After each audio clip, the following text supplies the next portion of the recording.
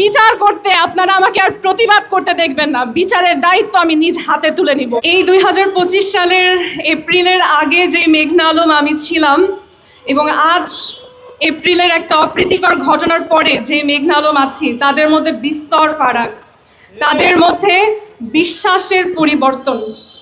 এপ্রিলের আগে আমি বিশ্বাস করতাম যে গণজাগরণের মাধ্যমে, জনগণের জাগরণের মাধ্যমে আমরা নতুন করে স্বাধীনতার স্বাদ পেয়েছি।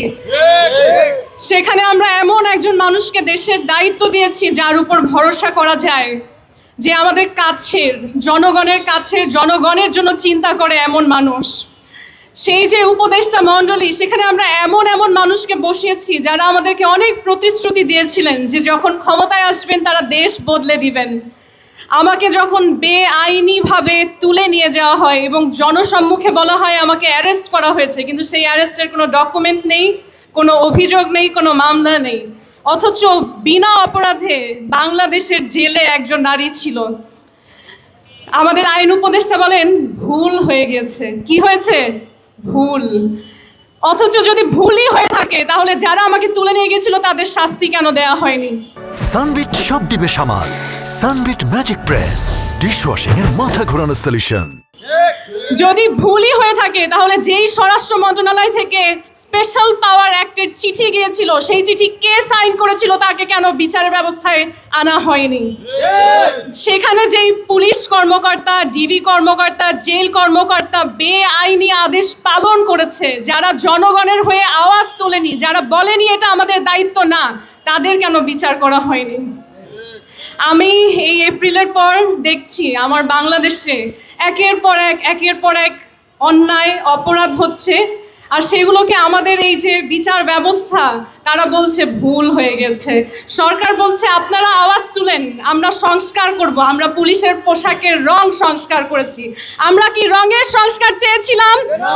আমরা চেয়েছিলাম বিচার ব্যবস্থার সংস্কার, এমন বিচার ব্যবস্থা যেখানে বিশেষ পার্সন না, একজন সাধারণ মানুষও যদি আদালতের কাছে যায় সে সঠিক বিচার পাবে।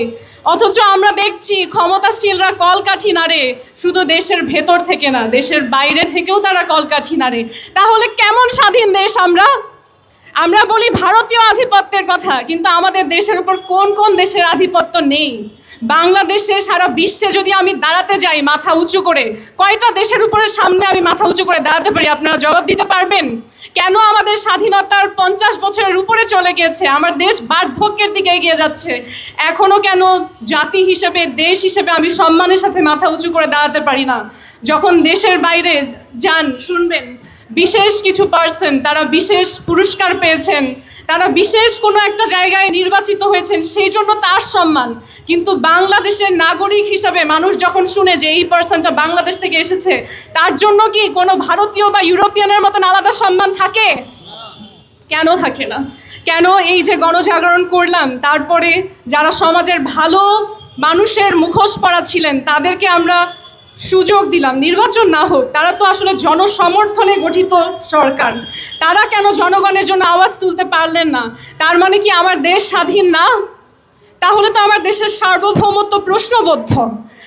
আজ যদি সেই সময়ে বিচার কার্য ঠিকভাবে করা হতো আমার জন্য, তাহলে আজকে যে জুলাই কন্যারা একই রকম নোংরা নাটকে জেলে যাচ্ছে সেগুলো হতো না।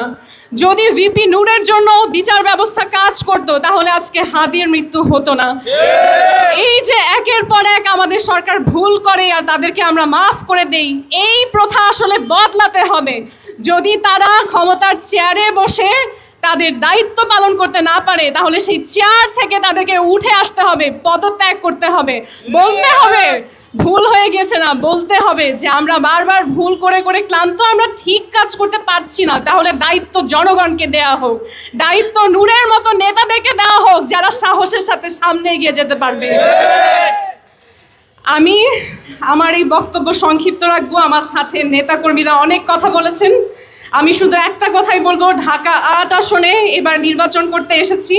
আশা করি বারবার ভুল করা সরকার নির্বাচন নিয়ে আর কোনো ভুল করবে না, যাতে নির্বাচিত সরকার এসে দেশটাকে সঠিক পথে পরিচালিত করতে পারে। আর সেই সরকারের অংশ যদি মেঘনা আলম হতে পারে ঢাকা ৮ আসন থেকে, আমি কথা দিলাম একটা বিচার করতে আপনারা আমাকে আর প্রতিবাদ করতে দেখবেন না। বিচারের দায়িত্ব আমি নিজ হাতে তুলে নিব।